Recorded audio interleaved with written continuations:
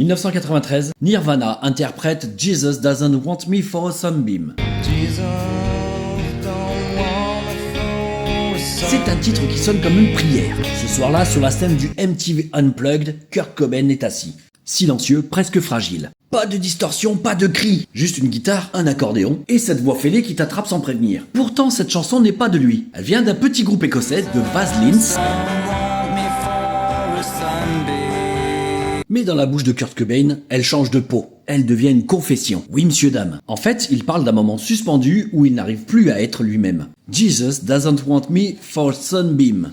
Jesus ne veut pas de moi pour un rayon de soleil. Ce qui veut dire que Jesus ne compte plus sur lui. Et cette phrase, elle résonne comme une blessure. C'est pas de la provocation, c'est un aveu. Celui d'un homme qui se sent à côté du monde, trop abîmé pour croire encore à la lumière. Et musicalement, si tu entends, la basse gronde doucement. C'est une chanson qui parle de refus, de foi perdue, mais aussi d'une forme de paix, celle qu'on trouve quand on accepte d'être imparfait.